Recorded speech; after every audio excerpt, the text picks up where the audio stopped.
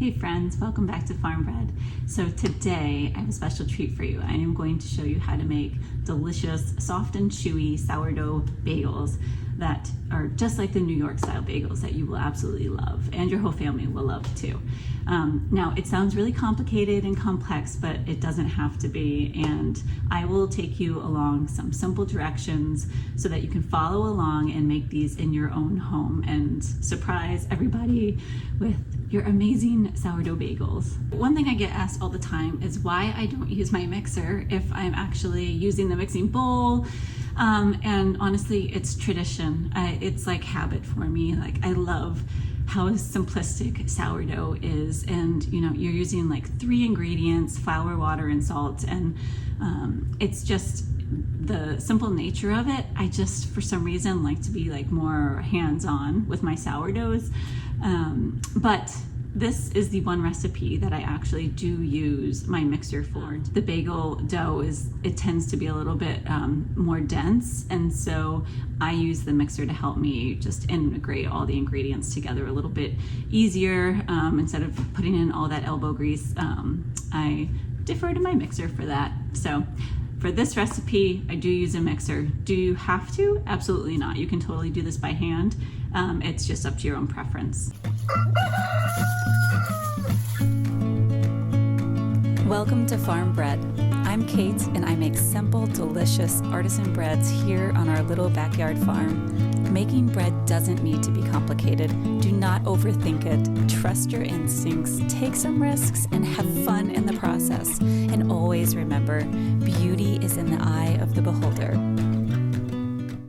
I have my bowl on my scale, so that's the first thing. Make sure you zero out your scale to grams, and we are going to be using 150 grams of active bubbly starter. So make sure that the day before you feed your starter so that it's active and ready to go when you are ready to make your bagels. Another quick note about my starter is I use a whole wheat starter. I fresh grind whole wheat berries and use that whole wheat flour as the flour for my starter. So mine always looks a little bit different than everybody else's, who usually have like a typical white starter. Mine's always a little bit wheatier looking. All right, I'm gonna zero out my scale again, and now I'm gonna add 250 grams of warm water.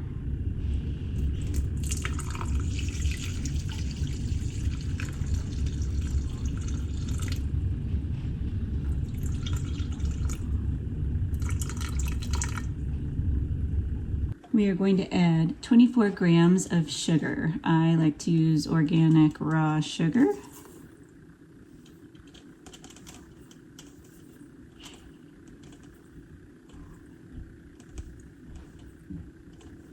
There we go. Okay, so now I am going to use my Danish dough whisk, my trusty Danish dough whisk that I absolutely love, to stir the sugar, the starter, and the water together.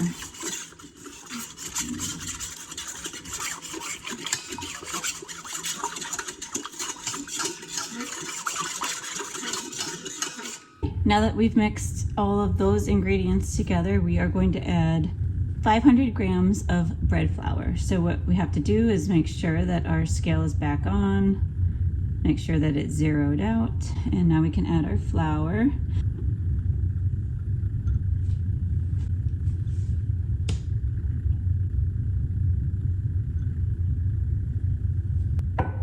$500 on the dot, perfect. And then we are going to add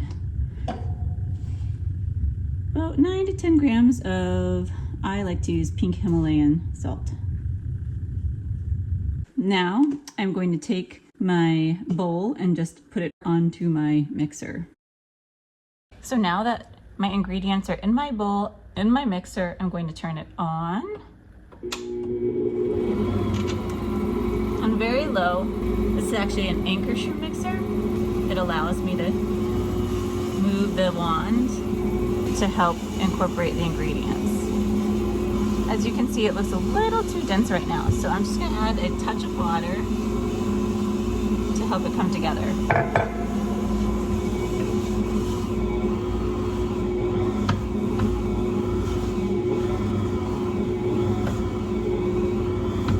There we go. That was probably about a tablespoon of water. Lock. Wand.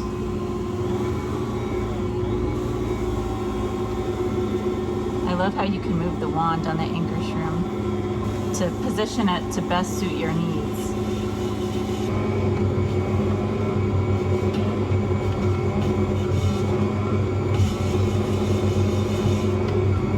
Turn it up just a little bit. You can see the bowl is starting to get clean. It's forming a nice ball. Just about done. Perfect. It's come together really nicely. I'm going to remove my roller. Scrape off anything that did not get incorporated, just to blend it in.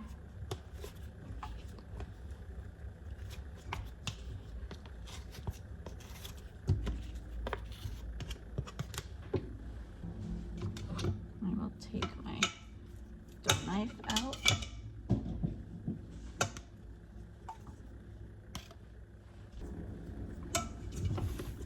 I'll make sure everything's together. So you can see the texture is pretty stiff.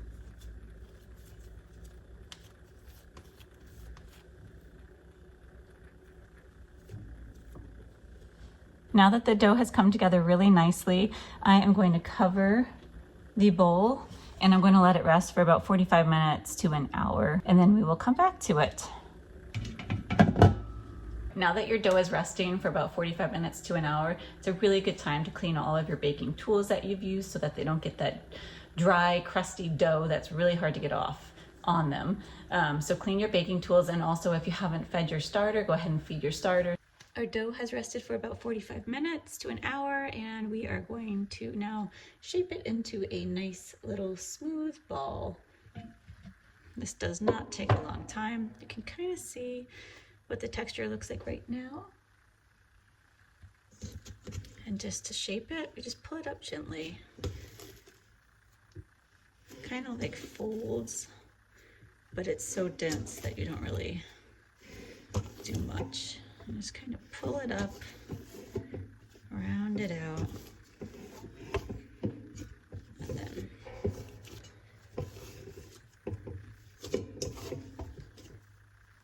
shape it into a nice round ball. You can already see how it's coming together like a nice dough. The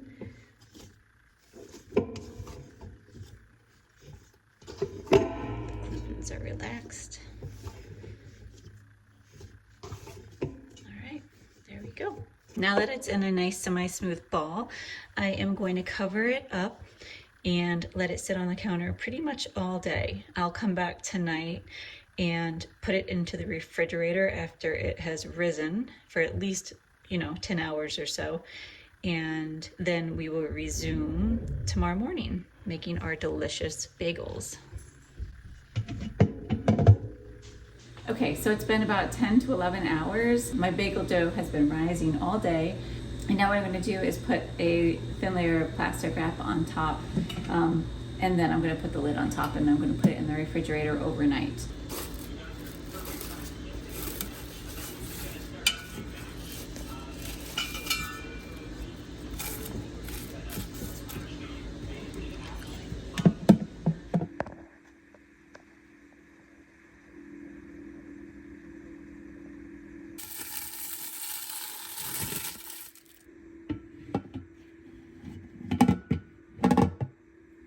Our dough has been sitting on the counter for about 2 hours. I got up early, took it out this morning, and just let it rest on the counter while I did some other things. So to start, I'm going to roll it out onto our counter. It's non-floured, which is really important. So make sure that it's a non-floured work surface. So here we go. I'm just gonna grab the dough, pull it out, get all those last little bits. And now I'm just going to start to create about 8 equal sized portions. that I will then form into balls. That looks good.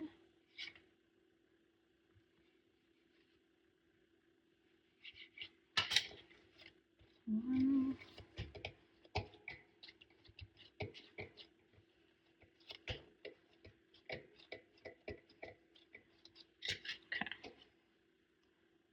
That in half. You can use a scale if you really want to make sure that they're equal, but I think eyeballing it is totally fine for my purposes. I'm not selling these. These are for our home. So I've got 4 fairly equal pieces right here, and then I'm just going to cut each in half. If they're not perfectly equal, it's totally fine. Not a big deal. Now we have 8 portions that I'm going to shape into small balls. And then we're going to let them rest for a little bit before we shape them into the actual bagel. So to do that, just take one and kind of form a C formation with your hand, rolling it on the counter, which is why, again, it's really important that you're not using flour, otherwise it would just slip. There we go. Nice shaped ball. And then I am going to place each of my balls onto a greased cookie sheet, which I will show you. I like to spray it with coconut oil spray. And I use a baking sheet as well. Good morning.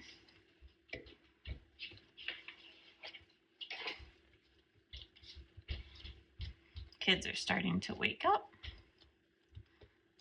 Come downstairs.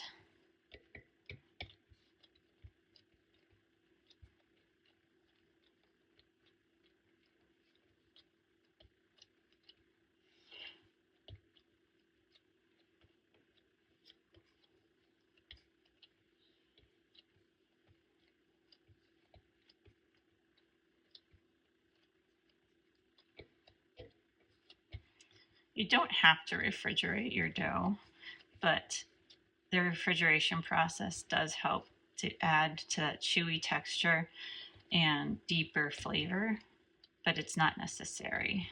So if I had wanted to, I could have started this process last night instead of putting the dough into the refrigerator.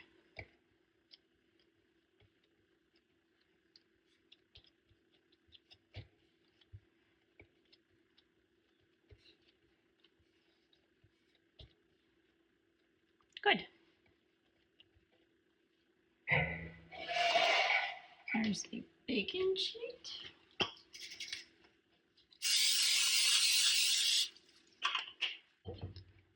Okay. The spray, sometimes I use it, sometimes I don't. It just adds another extra layer of ease when you are trying to work with the dough, especially once you shape it into bagels. Sometimes it can be challenging to pick them up. So adding the spray just helps a little bit. So now I am going to let these sit here for about 10 to 15 minutes to relax the glutens before I start to shape them into bagels. Okay, so now we're ready to start shaping the bagels.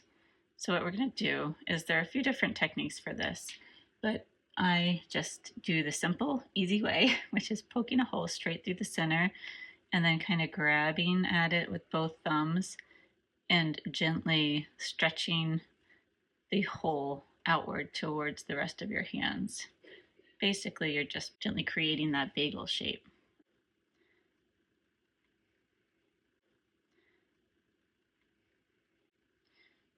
Again, so poke a hole with your thumbs and then gently kind of stretch as you rotate the dough into that beautiful bagel shape.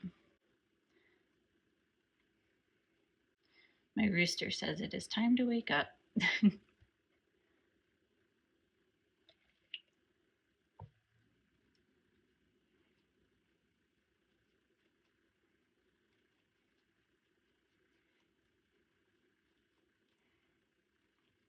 The hole will slightly shrink as they are rising. We're going to have it go into a final proof after this. But don't worry about that. When they come out, even if the hole kind of closes up on you, they still look amazing and taste fantastic. So no one will hold it against you. You want to try to keep it somewhat uniform in thickness as you're shaping so that it doesn't get lopsided anywhere. But again, do not worry about perfection here. It's all about the taste, the flavor, the aromas, and the experience, being able to share these with people that you love. Okay, I'm going to cover these as they are entering their final proof for about an hour so that they can get nice and puffy before we do our boil.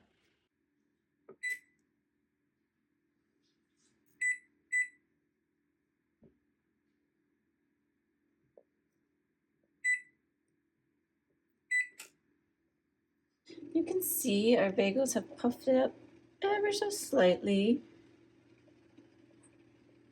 A little bit more rounded and puffy looking. So they have been in their final proof for about an hour. What I'm going to do is start to get the boiling process underway. Our pot is definitely boiling. And I'm going to add about 20 grams, about a tablespoon of honey. This is from our neighbors. We're so lucky. They have bees, and they've given us their beautiful honey. So I'm just going to stir it to dissolve.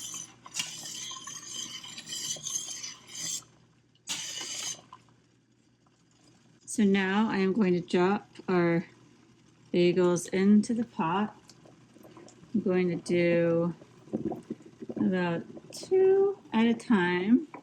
So I just made the mistake of dropping the bagels in without having my utensil ready. Definitely have your utensil ready. It was stuck in the drawer and my camera holder was holding the drawer stuck, so I couldn't get to it. What you want to do is have your bagels in for about 30 seconds on each side. So you'll put them in, they're going to float around, and then you're going to flip them over and let them boil on the other side for about 30 seconds as well. And that helps to get them nice and chewy. And then I'm setting them back down onto my baking sheet. I can probably do 3 at a time here. There we go. Just make sure they are floating around. And once they have been in for about 30 seconds, I will flip them over.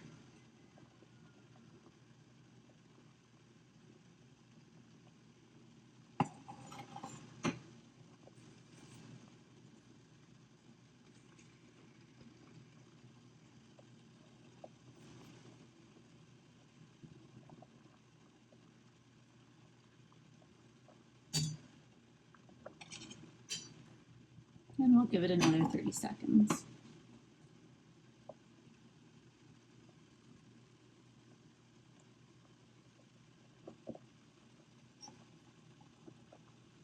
Now, one thing you can do in advance is get your seeds ready on a plate so that while they're still pretty wet, you can dip them right away into your seeds. So while these last ones are getting ready, I'm going to get out my seeds. I typically like to use organic seeds. Here's a delicious everything but the bagel. Sesame seeds, poppy seeds. So I put these out on each individual plate and give the plate a little shake so that it flattens out in the center. And then what you will do is take your beautiful bagel and place it like so. Just roll it in the seeds. And get a nice coating, however you like. You want some, not too many.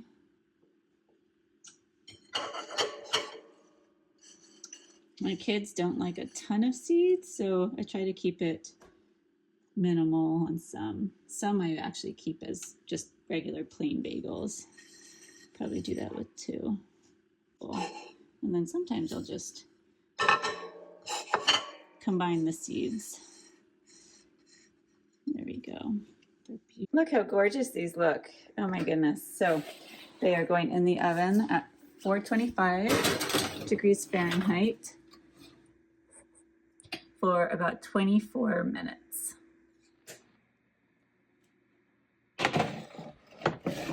The bagels are looking amazing. They are ready to go onto a cooling rack. I am so excited to try these. They look so good. They're super hot.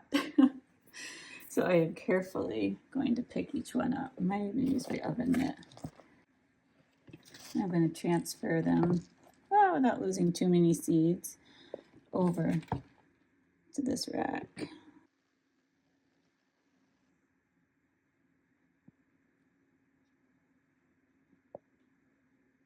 There's really nothing better than a warm, soft, and chewy bagel right out of the oven. And so I am gonna partake in this bad boy right now. It's really hard to resist, and by all means, indulge right away, right? I mean, what's better than warm bread right out of the oven?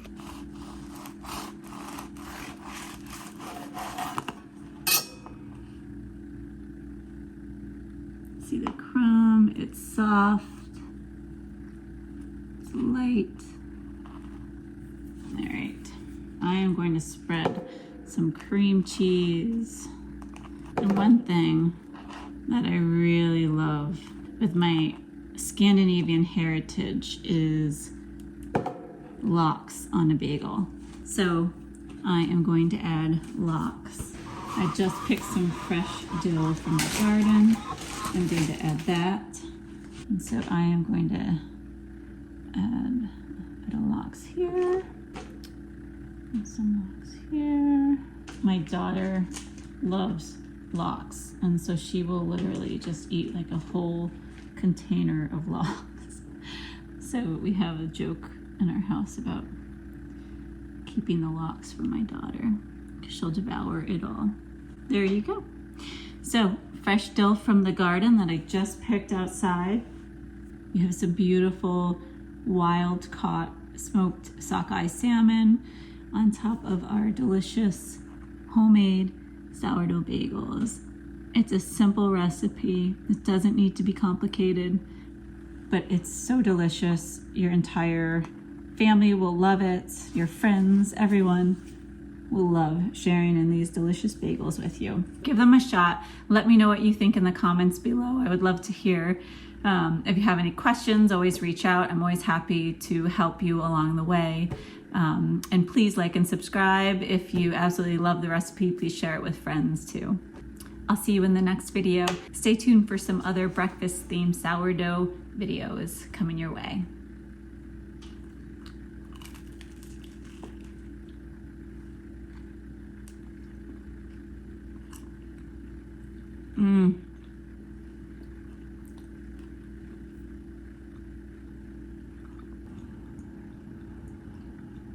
I could eat this for breakfast, lunch, and dinner.